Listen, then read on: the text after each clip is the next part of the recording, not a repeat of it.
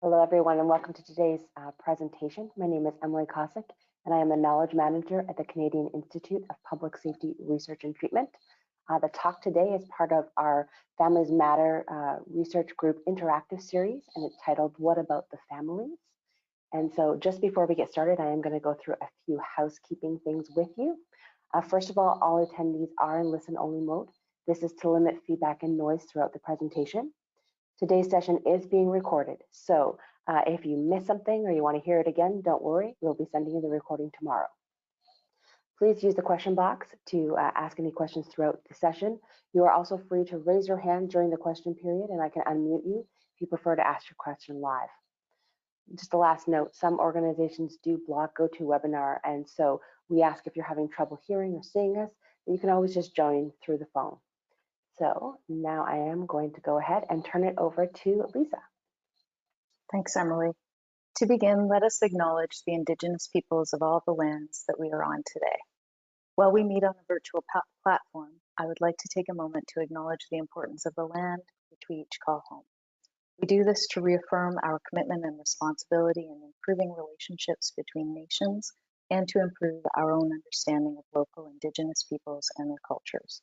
From coast to coast to coast, we acknowledge the ancestral and unceded territory of all Inuit, Métis, and First Nations people that call this nation home. I'd like to again thank Emily and CIPSERT for your continued support of this interactive series focused on PSP families. On behalf of the Family Matters Research Group, I, along with my co-host, Dr. Heidi Cran, would welcome you to today's session.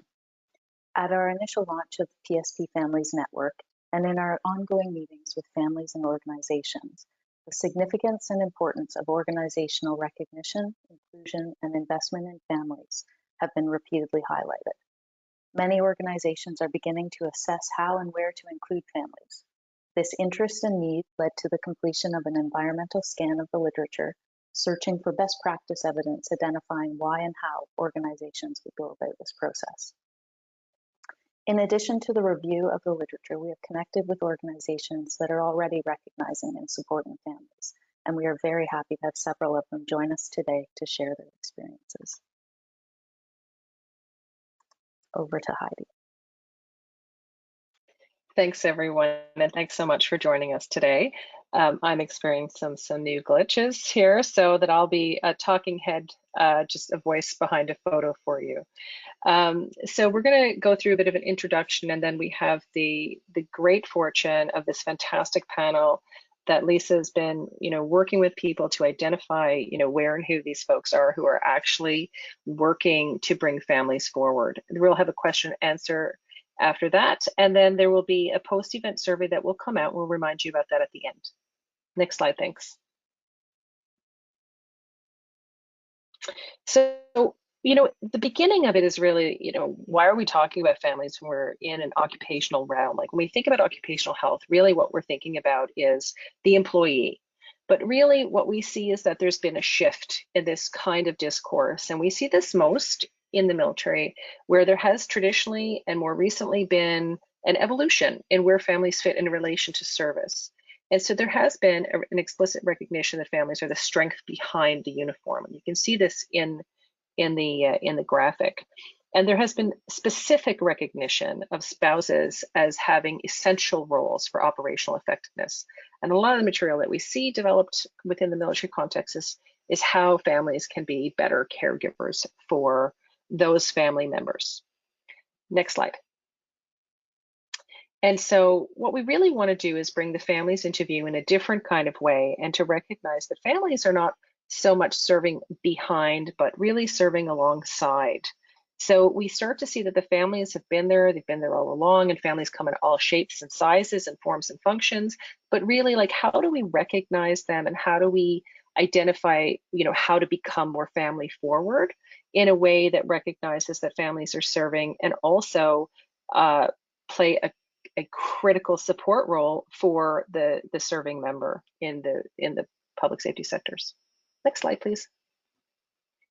So as Lisa mentioned, we've been really building the evidence because we wanted to get it right, and we wanted to make sure that we understood, what is going on for families and what makes being a member of the public safety family different than being the member of a family of some other job that doesn't come with these high levels of occupational risks and requirements. So we've done a series of syntheses and reviews here to really pull, like, what is knowable, what can we do, how do we pull it together? So that's from kind of the health and well-being end of things. Next slide, please. The next part was then to look to the organizational literature. So, how do those occupational risks and requirements, things like high mobility for some sectors, things like exposure to risk, things like a lot of transition in and out of the home, things that demand a high level of persistent adaptation to changing logistics, like how do businesses, how do different jobs kind of understand this? So we looked at identifying different jobs that might have these kinds of occupational risks and requirements, and looked to really broadly try to identify where and how organizations are able to kind of move forward. And so this is the latest piece of evidence that we've been layering in, is that organizational element, so that we can see where and how family forward policy and practice becomes possible. Next slide, please. So in mapping the field for, what is out there in services and supports currently, this is how we came to identify some of the people you'll be able to hear from today in the panel. Because one of the things that we wanted to look at as we looked at all of the different kind of sector associations and organizations is where and how are families included, how are they considered, are families recognized as an asset, are families recognized as having a draw away from the job because there's a competition for that person.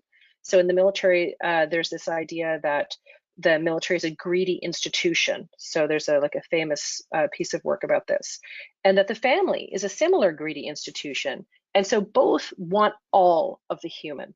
So how do these things compete, and what is that kind of work-family balance? Because there's always a kind of inherent conflict in how much of an individual there is to go around. So we did that mapping the field, and we continue to map that field and try to understand those jurisdictions and how the sectors and jurisdictions relate to one another, and where there are formal and informal current and possible moments of connectivity and engagement, so that we can help understand what organizations need and help make that bridge to family forward policy and practice. Next slide, please. Because here's what we see is that families matter unequivocally in their own right. So families are kind of accruing their own downstream impacts of service because of the occupational risks and requirements. So how do we prepare the families to take care of themselves so that they can, in fact, care for and support the PSP? And this is where much of the literature that we found in the organizational material looks at retention. So how do you actually, if you have a happy family, you're more likely to be able to maintain your position in a given sector. So that bidirectional relationship is very important when we think about these things affect one another. Next slide, please. And back to Lisa. So thanks so much for joining us, and enjoy the panel discussion. Thank you. Thanks, Heidi. So I have had the opportunity to get to know our 4 panelists over the past few months, and I'm so happy to have you join us today. I'd like to introduce all of them to you, and it's my pleasure to introduce first Chief Bruce Crotter at Essex Windsor EMS, Reverend Jim Short, Spiritual Care Provider Chaplain at Delta Fire and EMS, Staff Sergeant Kyle Johnstone, formerly at St. Thomas Police Force, and Mayram Trobe, Psychological Wellness Facilitator, Peer Support Team Coordinator at Niagara EMS. They will be sharing their experiences, their lessons learned, and next steps in their organizations or individual roles. A warm welcome and thank you to each of you for participating today. So I thought before delving into the strategies you're each using within your organizations and individual roles, we would begin to explore what brought you or your organization to the place of recognizing and supporting families. I think for this one, I'd like to begin with Bruce. So please take some time to explain why you or your organization made the decision to include and support families. Yeah, thanks, Lisa and Heidi, on inviting me to be part of this panel. And that's a very good question of why Essex Windsor EMS began to recognize families and include families. It's my analogy as the chief that the families are the front line of our PSPs. They see it day in and day out, and it was quickly recognized that families had to be included. If I go back 5 years ago, we were given the opportunity, Essex Windsor EMS, along with some other emergency services in the County of Essex, to join a collaborative. We were given funding to create a collaborative of fire, police, academics, and we actually did a survey through social media to see what families wanted and what they would like to see within our different organizations, police, fire, EMS, hospitals.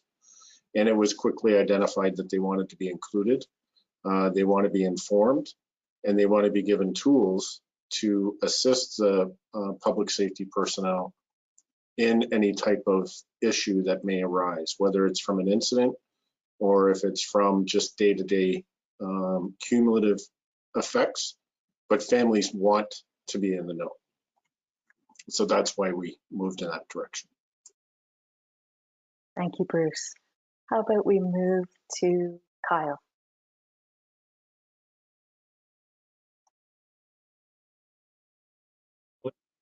You said in St. Thomas, which is where I was working formerly, the timing was kind of right because we were looking at a generational shift in the workforce as well. We had a lot of kind of younger workers coming in, and we were replacing some of our experience through attrition.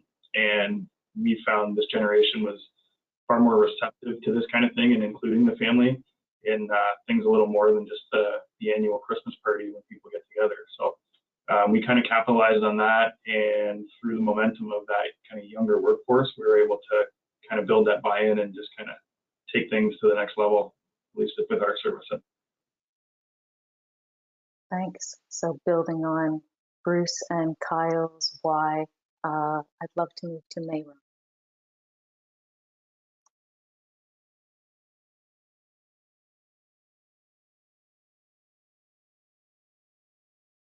Mayram, Did you ask me? sorry, I guess you couldn't hear me. Jim or Mayram, whoever would like to go next. Sorry. Mira, why don't you go next? Okay, thanks, Lisa. Yeah, sorry about that, couldn't hear you. I agree with both of the previous panelists. In our organization, you know, the importance of including families is we do an amazing job supporting our staff in our organization, but in alignment with our core values of an organization and what we do with our staff, those families are an extension of our Niagara EMS family. So the importance of including them is to make sure we're taking them along the journey and making sure they feel included in sometimes what can be, for some, from what we've heard, very excluded from, you know, the group of the PSP. So we're hearing values, readiness, and timing have been important. Jim, do you have anything to add regarding the why of including families? Yeah, I would agree with all three, and hello to our guests. Thanks for the invite. I'll add kind of the spiritual perspective, which is the quote that from John Donne comes to mind, that no person is an island entire unto themselves. We're all part of the main. And as human beings, like, we're not information gatherers, we're people that hunger for connection and relationship. And so it only makes sense that as we understand the importance of peers in this work, that we would understand the importance of connections to family. And I remember last year being on a webinar, being very, very touched by the spouse of an RCMP member who had taken his life, saying, you know, I just wish I knew beforehand some of what that reality was like. I felt I would have been better prepared. So that kind of response from families really moves me to believe that this is pretty important work. Thank you all for sharing that. I think that, you know, that need for information and need to know before that trauma exposure or critical situation arises, as well as the overall values of the organization and the kind of age of the organization has been all nicely highlighted by your responses. So thank you for those. I think now would be the ideal time to explore kind of what, and where you have been focusing on families, whether directly and indirectly, or perhaps formally and informally, including and supporting your families. So I wondered if we could begin with Jim for this question. Yeah, I think that every organization that we're talking to today already has a relationship with the families. It's either a positive relationship or a not positive relationship, or maybe just a non-relationship. And so I think it's really important to kind of start to take a look at who you are and what you're doing, and to begin to use, if you've not done anything, instead of leaping to a huge program, like think about using what you already do. Like, do you have a Facebook page? After the pandemic, did the leadership do a 5-minute video, send it out through the members, ask them to share it with their families and say thanks for what you do? Could you put a portal on your web page that families only could access, and you could put information on? And so starting with those things that you may already be doing and building on those, I think is a really great opportunity to begin to support families. And it's starting slow and building momentum, but it's a place to begin, especially in smaller departments that might be under-resourced in terms of people with expertise. Thank you. That communication, information, slow, gradual, sustainable build of inclusion of families was nicely highlighted there. Mayram, would you like to go next on where you're including families at Niagara EMS? Sure, thanks, Lisa. Here at Niagara EMS, we've incorporated the families right from the beginning. So when we hire any new recruits, any new people to our organization, during their training, we actually host family information sessions. We've done them live, and we've also in the last few years learned how to flip that to a Zoom platform, but really bringing the families in early and having our leadership team, members of our peer support team, our chaplains attend and have some really open discussions about what it's like to live with a PSP, things they should watch out for. We provide them with resources. We talk about sleep. So we kind of really encompass a lot with them over 2 to 3 hours. And it becomes a two-way dialogue. So it's not us just providing information. We've noticed that the families really do have a lot that they want to ask, and a safe place to do that. So that's one way. And the other way is we include them in all celebrations. So again, COVID put things on hold, but we did quarterly ESD celebrations. So if an individual in the organization was being recognized for something, we made sure their family was had the opportunity to be present, to be part of that, because it is their celebration too.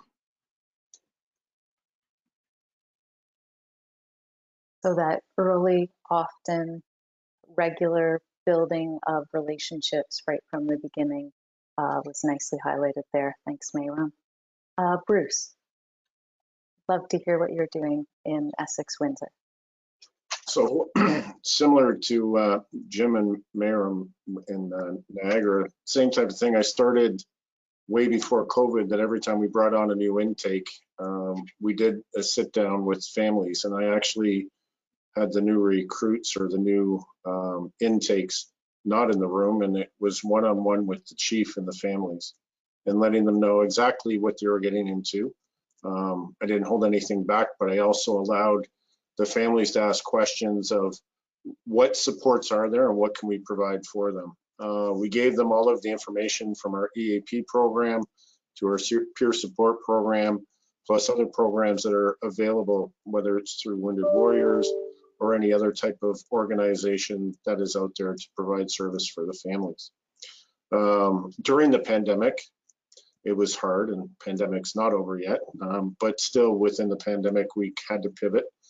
And because anxieties occurred very early on from workers having to seclude themselves either in a travel trailer or in their basement or in a hotel, I started up regular Zoom meetings every 2 weeks where the chief got on at night and families were invited to log in and hear things from me and then ask questions back.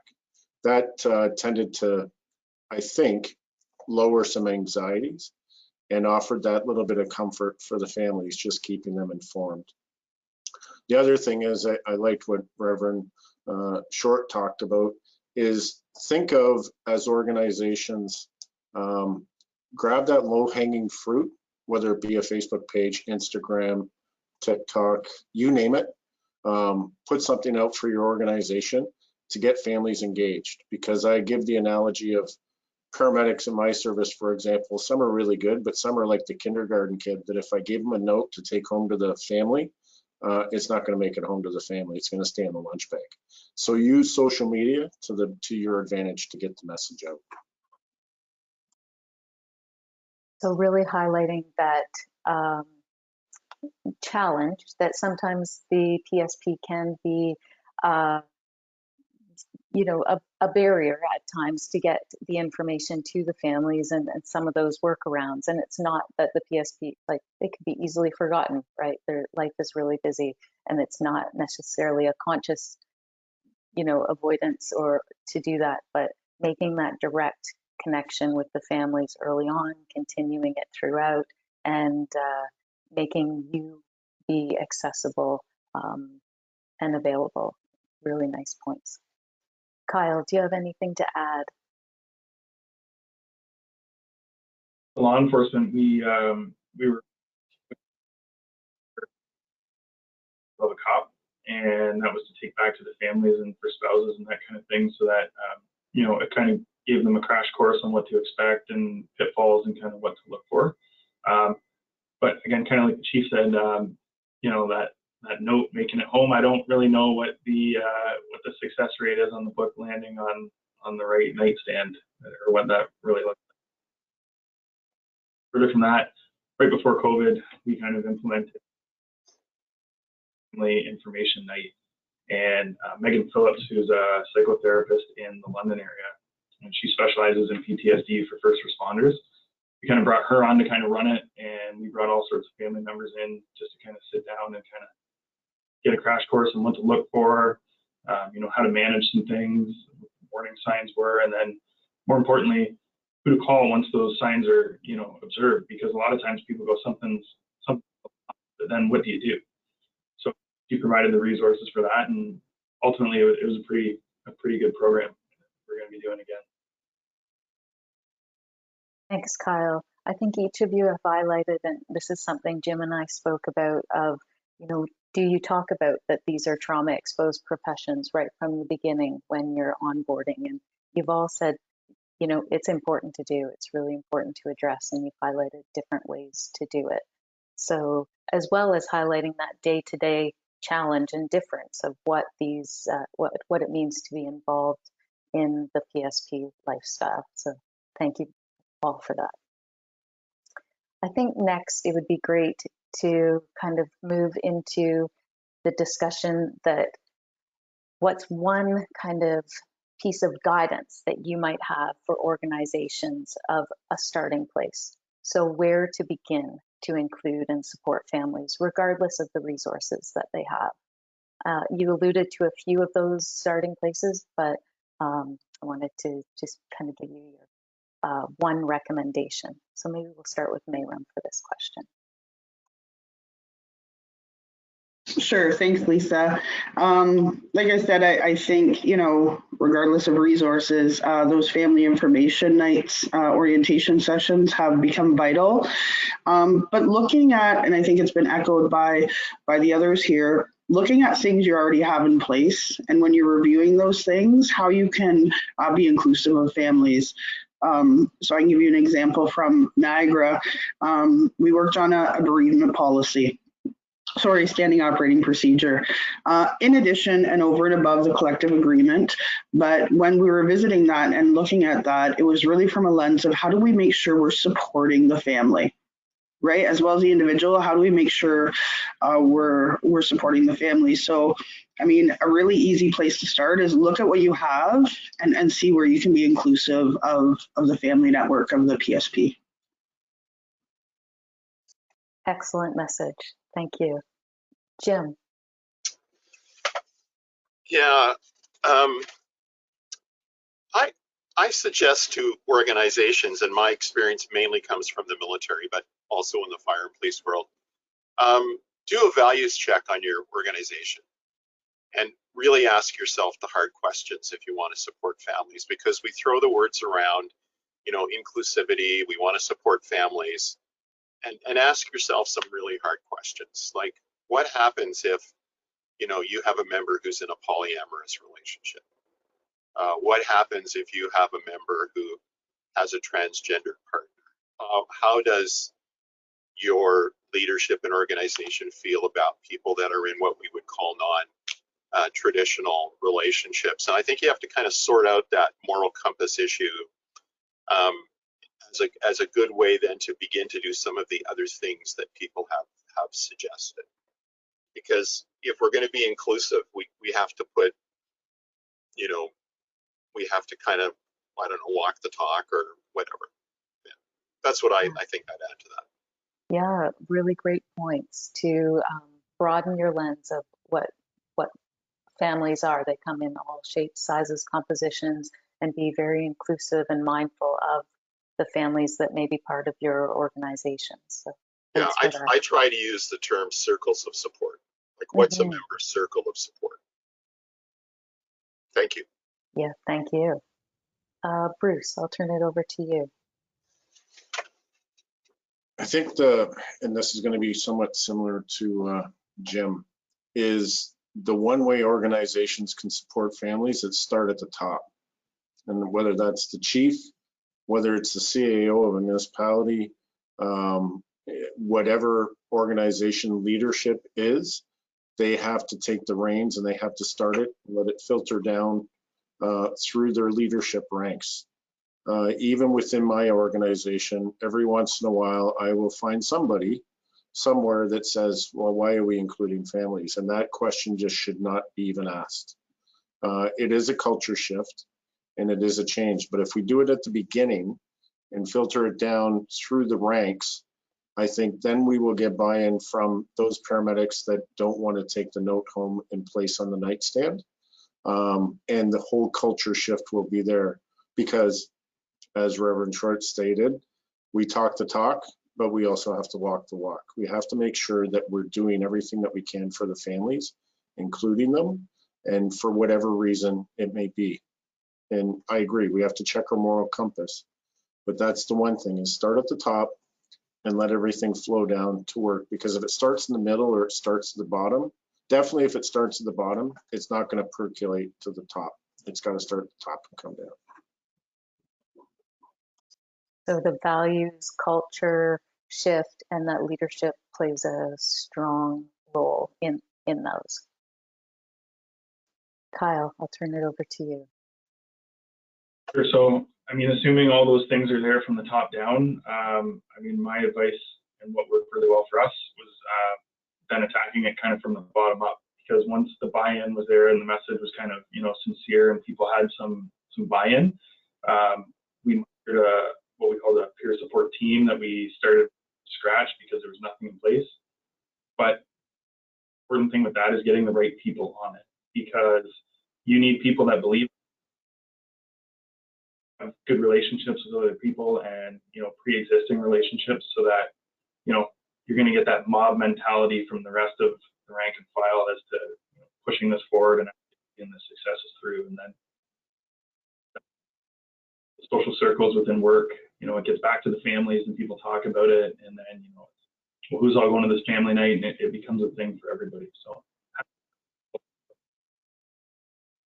Yeah, like recognizing those key influencers and allies within the organization as well. And they might not all be part of the leadership team, but as you said, they play a key role in messaging and getting people on board.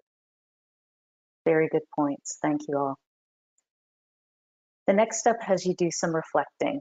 So knowing what you know now, and if you could go back in time, what's one thing that you would do differently with respect to including and supporting families? So kind of on those lessons learned. Kyle, let's begin with you. Me, you know, I would have liked to have seen this started a lot sooner within our organization, because we, you know, the 30, so to speak, this has kind of been 3 years making, and I've been on for 17, and it would have been nice to have this, you know. Only thing is maybe starting a little sooner, and certainly going in the right direction now, but that would kind of be. Thank you. Yes. So if you aren't on board with families and including families, start right away after today's event. How about Mayra? Skip over to you. I agree with Kyle. I mean, the one thing, if I look back, it was, you know, we should have started way sooner than what we did. And it's knowing now and from the lessons learned, you know, it's there's always going to be lots on the agenda. But I mean, in hindsight, yeah, I wish we would have started earlier. So, you know, it's finding time to make that a priority, and it definitely will pay off for your organization. And Bruce, I know we've had a few discussions this way. Do you have anything to add? Yeah, I'm going to be echoing what they said, start sooner, but more importantly is our peer support team, I think, started about 7 years ago. If I was to do anything differently, is combine family inclusion into that training, peer support training, the road to mental readiness training. We've done that, tried to create a R2MR course, but that lovely 5-letter word of COVID got in the way, kind of stalled it. But if anything, get them the training, and I know inclusion is communication, but training and information a lot sooner. But together with the paramedics that are in peer support, or the paramedics that are providing the training, I think that would be good, of getting champions within the families to be also connected with that would make a big difference as well. Thank you for that. And Jim? I'm going to answer in a little different way. I'm going to say what I am going to keep doing is pushing for first responder organizations to have, I'm going to use the term spiritual care provider, and look for spiritual care providers beyond the Christian faith. We have, you know, people that are Sikh and Hindu and Muslim. And the reason I say that is because I love what Bruce is doing. He's creating a relationship with the families. And the spiritual care provider has to have that relationship too, because we're the one person in the organization that's not in the chain of command. And every young rookie does not want mom or dad or spouse to call the chief if they have a question. The person they can call is the spiritual care provider. And we know that 90% of the answer to many people's question is just for someone to listen. Like, you know, I'm sorry, I'm not going to go talk to your son about this or that. But over 30 years in police and in fire, every time I go to an event, I always have some family member coming to me and saying, take care of my son, take care of my daughter. I'm really worried about this. I know he's got great equipment. And I think that is such an important link for families to have that safe place to express their fears. So I'm going to keep doing that, pushing folks to find someone in that position. And I think, Jim, that recommendation kind of leads nicely into my next set of questions as well, because I think the last one is it kind of twofold, and you can answer it in whatever way works for you. So the final question has you look towards the future, and you can, if you were to pick one doable next step that is currently not in place within your organization, what would it be? Or if you prefer to focus more broadly, and Jim, I thank you for doing that, it's if you were handed a magic wand, what's one thing you would do at the organizational level for families? Jim, I'll start with you because I wonder if you have anything to add to your priority that you just set. If I had a magical wand, every department would have a database that the members contributed to that totally identifies who's in their circle of support, and the family support people would have access to that.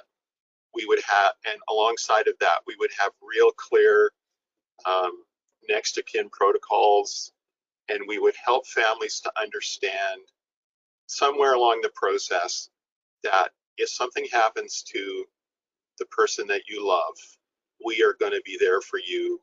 We know what to do. We're not going to take over from you, but we're going to walk alongside you. And my wand would be to have that in place in every department across Canada, big or small. Thank you. Mayra. Wouldn't it be wonderful to have a magic wand? If I got to wave one, I think one of the next doable steps at some point in the future is to build on our peer support team. So we've had a peer support team in our organization for probably close to 20 years. Amazing group of people, but expanding that to a family support program, so a family peer support team. You know, to be able that individuals from the PSP family support circle would know who to contact, would have an ear of somebody very similar to their experience. So if we had a wand and you know, one day in the near future, that will be hopefully an expansion. Thank you. Bruce. Yeah, thanks, Lisa. Jim, if you need a hand in what you want to do, give me a call because I want to help you out on that too. Miriam, we do have magic wands. Every chief or every leader of an organization answers to somebody that, whether it be a council, whether it be a board, whatever, that can make a change, make a difference. It's just a matter of, do they have the enthusiasm? Do they have the want? And do they see the need for it?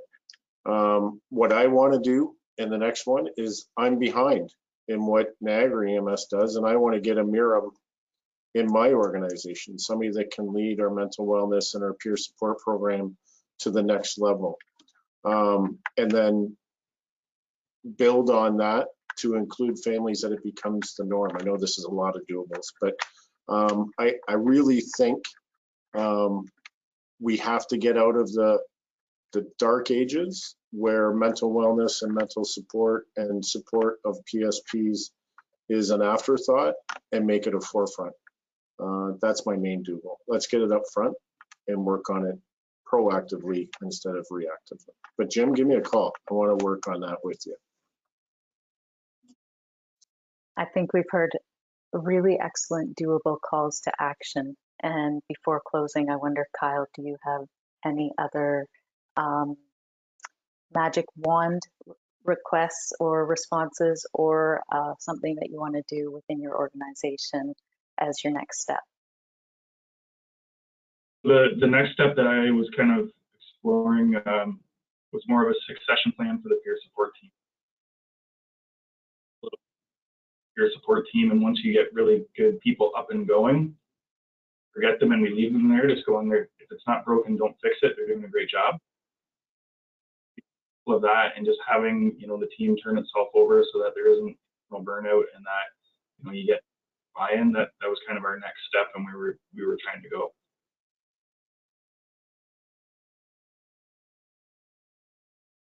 Thank you all. I'm going to try to summarize while we take a moment. Thank you all again for your thoughtful and informative responses. I think that's the end of my questions, but I'd really like to open it up to any audience questions. So I'll turn it over to Emily. All right, everyone.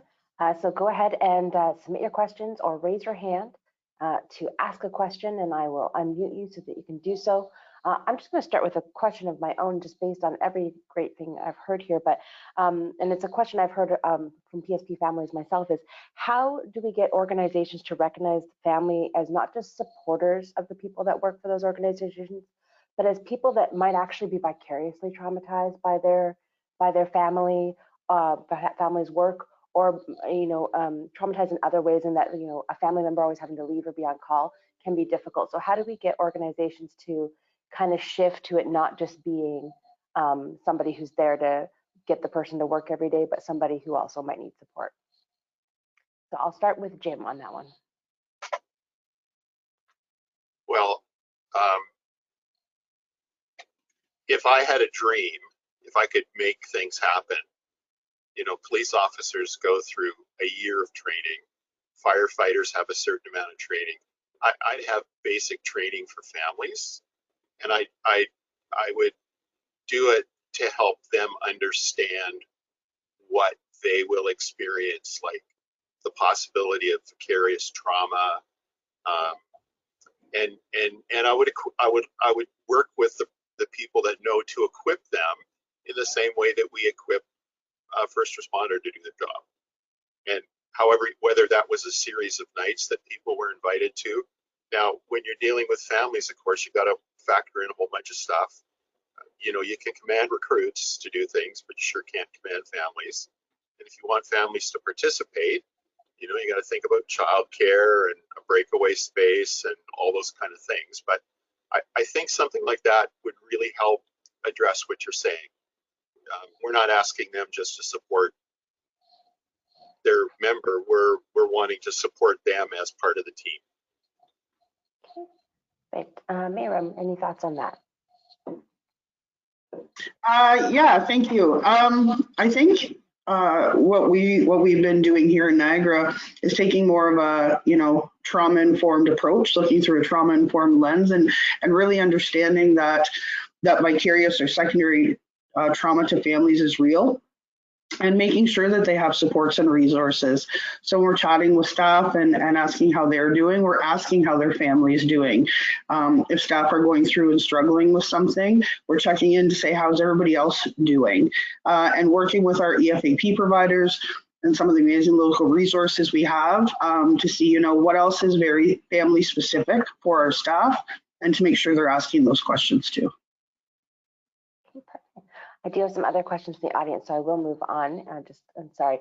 If anybody has any additions to that, you can certainly have them later, but I'm going to go ahead and unmute Steve. You've got your hand up, so I'm going to unmute you, and you can go ahead and ask your question. So Steve Critchley is who I have here.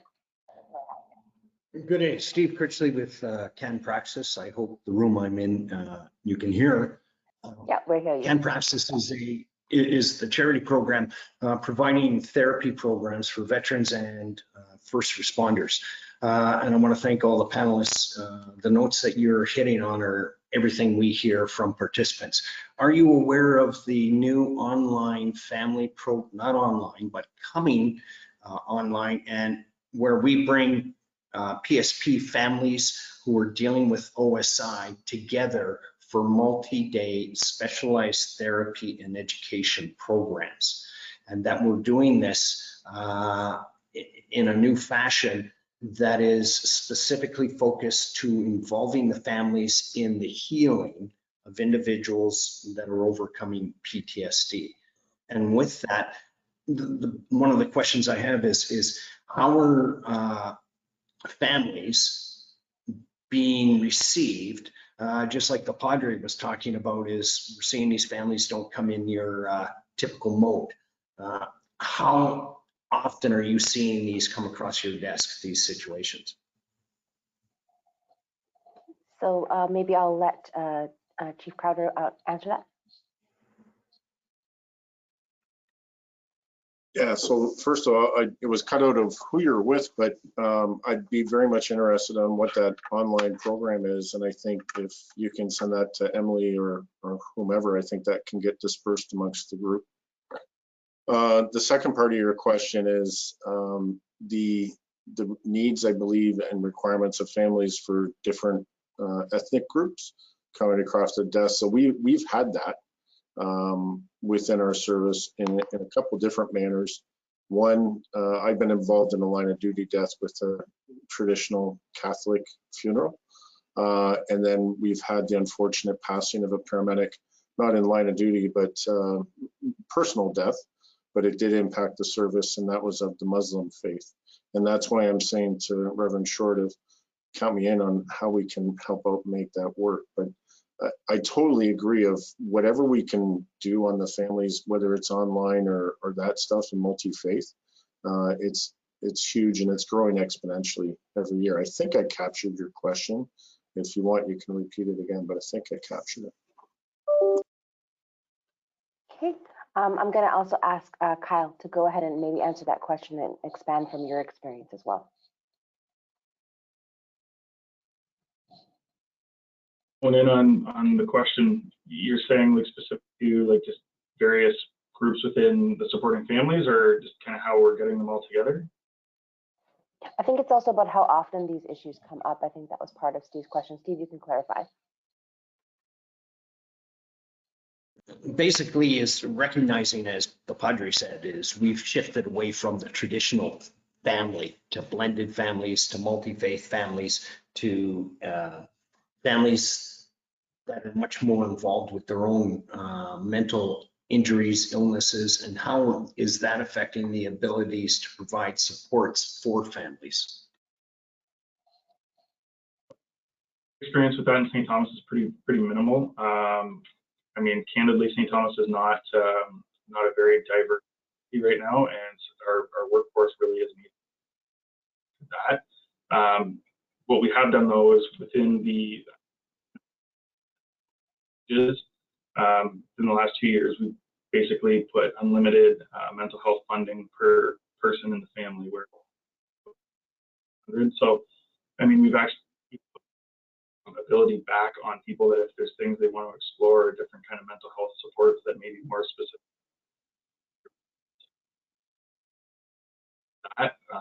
But as far as obstacles like what you're describing. Oh, so you cut out just a little bit there at the end, Kyle, about, but I think you indicated that you don't have something specific like that. I am going to go ahead and move on to the next question. So next question I'm going to ask is, what's the importance of the spiritual support, especially in the case of a death in service? So Jim, I'll go ahead and let you answer that. Well, we're a combination of physical, mental, and spiritual. And when somebody dies in a public service, a lot of people pull back and they go to the spiritual care provider because our stock and trade is death, really, when you think about it. And what death does is just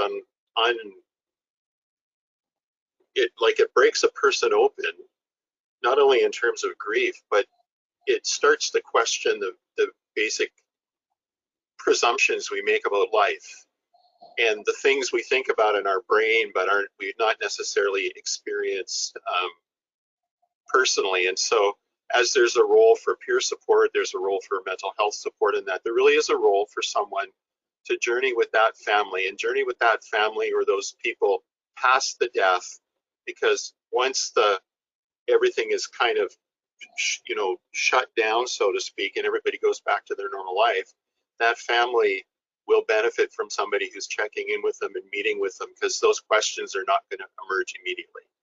So that's a very, very important role. It's a huge role in the military. I think it's a very important role in the first responder world. Thank you. Tina Armstrong, I'm going to go ahead and unmute you so that you can ask your question. So you just have to unmute yourself as well, but I've unmuted you from this side. Okay, can you hear me? I can, yes. Perfect.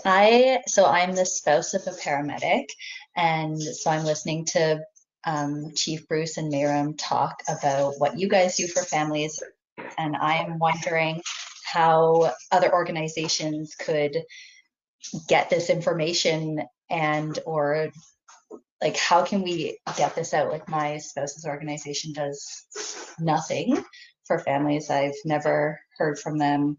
And I listen to what you're saying and I think, wow, this would be great.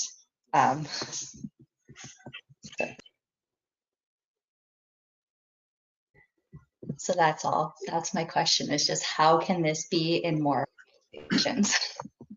I'll take the first point of it. I think, and thank you for the comment for that. And it's something that unfortunately I've heard a few times from different members, whether they be paramedics, police, and firefighters, and that's why we're having this discussion. What I would offer up is through your spouse is to reach out through the different associations. So I don't know if you're in Ontario, if you're in a different province, but as a paramedic, there's the Ontario Association of Paramedic Chiefs. Miriam and I sit on a committee about mental health and supports and how we build that. You can reach out, they could reach out through us. If you're elsewhere in Canada, through CIPSERT and through the Paramedic Chiefs of Canada, how to get connected to different organizations to help out and help build. I personally have offered up that if somebody wants me to reach out and knock on a door and just have a little bit of a conversation, I will open that up as well, because it is an advocacy piece for myself just to see if we can move things forward. And sometimes it's just a little bit of a conversation. I call it a chat underneath the cherry tree on how we can kind of make things move just a little bit quicker so somebody can see the sunshine and pick that low-hanging fruit to make it better. But I'll leave it at that. And if Miriam, if you want to answer anything else on the association. No, thank you for the question. I agree with everything Bruce spoke about. I know provincially with the OAPC, we are doing a lot of work, and it's a newer committee, but we are kind of progressing things and sharing things because I don't want to speak for Bruce, but we're very much about not reinventing a wheel. It's about sharing lessons learned and what's working well. And if there's any way that any of us or Bruce and I can support, just don't hesitate to reach out. Could I add one thing to that just quickly? If your organization has a chaplain, talk to the chaplain, because chaplains, we have this interesting unfettered access to chiefs. We don't tend to have to snake up the ladder. We just knock on the chief's door and say, hey, chief, do you have some time? Can I raise something with you? My husband is in the background shaking his head saying, we do not. And yes, we are in Ontario, but I also just want to say thank you all for doing the work you do. Bruce, when you were talking about the every 2 weeks talk with the chief, I thought, oh my gosh, that would have been so lovely. So thank you, everyone.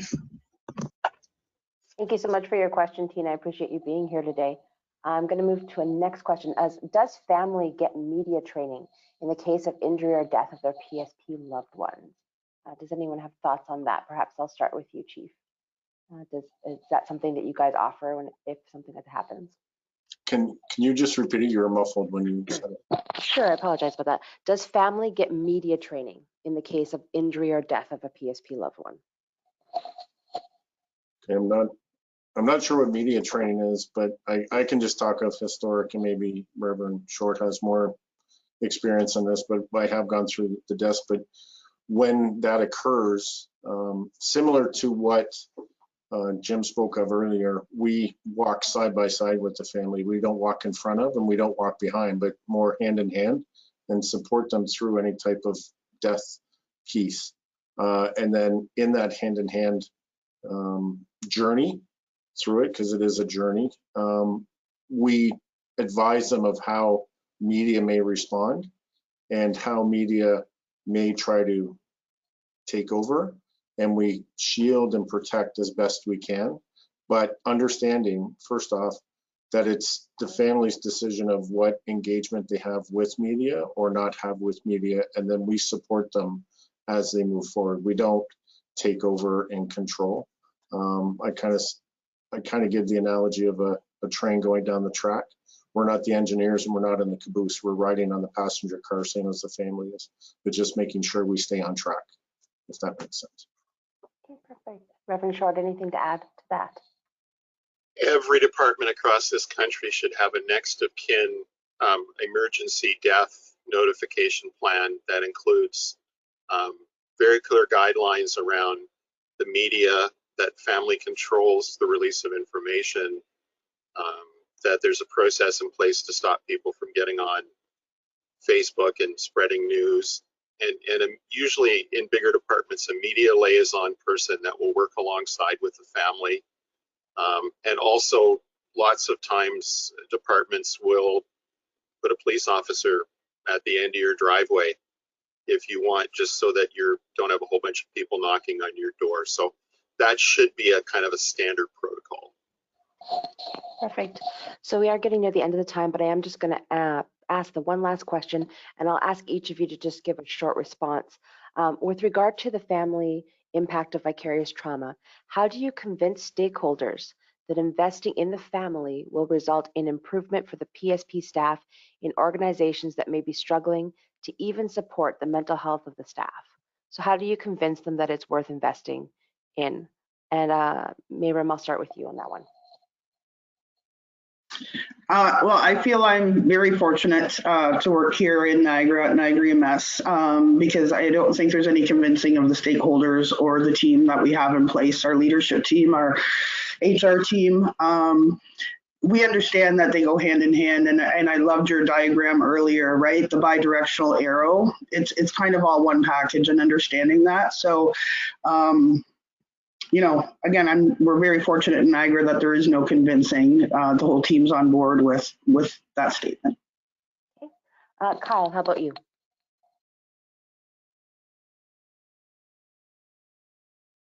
The biggest thing is just kind of this, you know, this grandiose, just kind of terminology and just kind of getting back to basics. Like, we have all had a good day at work, you know, home, and everybody's been in that boat, right? So if you can just put that personal spin on it, that like we all have social circles, we all have support systems, and we all know that if something isn't, you know, in place or just a little off kilter at home or in your support system, then everything else kind of just, you know, dominoes from there. So just kind of put basics in a normal sense with people, I think, you know, really speaks volumes. Okay, perfect. Chief, how about you? Now, to put a little bit of a different spin on it, because I agree with what Kyle Mayram, and I think what Jim is going to say. But I'm going to, if I have to get my stakeholders involved, which are basically my county council, who are the ones that improve my budget, it becomes down to dollars and cents. I hate to say that, but that's a reality what I have to deal with. But what I do to them or say to them is point out where we've invested money in the health and wellness of our staff. And for those that are listening that have paramedics or are paramedics, if they recall, probably 8-9 years ago, we spent millions and millions of dollars putting in power stretchers and power loads into the ambulances to save back injuries and lower our WSIB costs. If we can just take 10% of what we spent on power loads and power stretchers and invest that into mental wellness, we can support the families, we can support the PSPs, and we can support the whole group. So that's my piece as a chief of where I get the stakeholders to buy in, because it only makes financial sense by the amount of money that is spent not only on prevention, but more on the reactive piece of absences and all of that stuff. So that's where it has to be, and put it in as, if I'm speaking to leaders right now, put it into perspective of how much you're spending. And then if you invest in it, then your stakeholders should be able to get onto it for the return on investment. So, thanks. Thank you. Reverend Short, last word to you. Just well, I'm gonna agree with the chief. Like, unfortunately, the world is a dollars and cents world, and money speaks. So take a look at your department or whatever. how much is, you know, mental health issues affecting your members, and then look at how they affect families, and look at, you know, the divorce rate, the affairs, the things that happen behind the scenes in departments, and also start to tell the stories. I mean, you got to protect people's things, but we all know that a person's return to work is profoundly affected by the support they have in their circle of support. And, you know, and people can hear that, but you need some people to tell some stories about that alongside of the dollars and cents. Sounds good. All right, Lisa, I'll turn it back to you for the takeaways. Thank you all. I'm going to attempt to summarize all that you have shared with us today. And I really want to point out to Tina's ask, like, okay, my chief isn't doing anything of this sort. And I think that's why we're having the event today, to share what these four kind of forerunners are doing, so that it will kind of develop, you know, a process or a starting place of how to go about this. So we're on the cusp of developing a lot of supports for organizations of how to do this and where to start, and so more is to come. So I think it's really important that we start at the why, right? Why are we choosing to support families? And all four of our panelists have really demonstrated different reasons. And I think we really go with the organizations are valuing families because they recognize that families matter in their own right. They're also recognizing that these families serve alongside to support the serving member as an extension of their organization to ensure operational readiness and sustainability. So for families to be able to successfully support the serving member, they too need to be supported. Organizations do benefit from supporting families. We know from the research that it positively impacts job retention, as well as daily operations and the overall community. It's also important to highlight the range of ways that these organizations are directly and indirectly supporting families, whether it's through onboarding, ongoing education, developing those communication networks, those social events, those operational opportunities of having families included and access to mental health apps, EFAP, and even creating shift schedules and posting schedules with families considered or included. I've also heard guidance related to, you know, bringing in, including families early and often, using sustainable strategies, not just one-offs, and considering the environments in which you include families. Now the how. Tina alluded to, you know, how to go about this. And we really encourage organizations to connect, share, adapt, network with what others are already doing, and consider working together within the communities and the regions on ways to include families.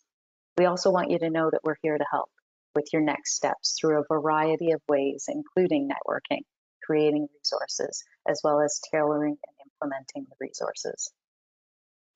So we as a Family Matters research group have developed this three-pronged approach to support organizations, develop resources for families, and build networks. All the focus of each of these prongs is about supporting families of PSP, as well as those who study, serve, and support them. So we're creating resources for organizations to help support taking those next steps to include and support families. We're also developing resources, including PSPNet Families, that you can share out with your families. PSPNet Families is a virtual evidence-based mental health resource to support PSP families in dealing with those unique lifestyle dimensions that they face every day, like transitions, shift work, sleep, traumatic exposure, feeling out of sync, and relationship support for couples. We also have one component of PSPNet Families called the Spouse Significant Other Wellbeing course already available, so spread the word and check it out. We continue to develop this Family Matters network to serve as a hub for families and those who study, serve, and support them. I've included a few ways that you can stay up to date on all of these resources and research and the network. And in closing, I want to extend my sincere appreciation to Bruce, Jim, Kyle, and Mayhem for sharing with us your knowledge and your experiences on this very important topic. Thank you for all the work you're doing to recognize and support families. Many thanks to Emily for coordinating registration and hosting, and thank you all for joining us. We hope to see you again December 1st, where we'll showcase PSPNet families. And I'd just like to acknowledge the support of the SSHRC Partnership Development Grant, SIMBR, SIPCERT, Vanier Health, as well as Mediview Foundation for their investment in PSP families. All right, everyone, you will be offered a survey at the end of this town hall. Please take a moment to fill it out. It's so important to us to get that information from you about how you interacted during this session, what you want to see in next sessions. A video of the town hall will be sent out to you. It's going to come out tomorrow. It's about 24 hours after this session is over. And do please consider joining us for our next town hall. We are hosting it in collaboration with the Atlas Veterans and Families Institute, and it will be about moral injury and public safety personnel. It's a new topic that doesn't get as much attention. We're excited to share new research on that. If you have any questions that you'd still like answers to, because we couldn't get to everybody today, please go ahead and submit those questions through your survey or in the feedback, and we will see what we can do about getting you those answers. Again, thank you so much, everybody, for being here today. Thank you to our wonderful panel, to Lisa and Heidi, for sharing their time with us today. It's wonderful to have you and get all that insight. Everyone out there, have a good day and stay safe. Thank you.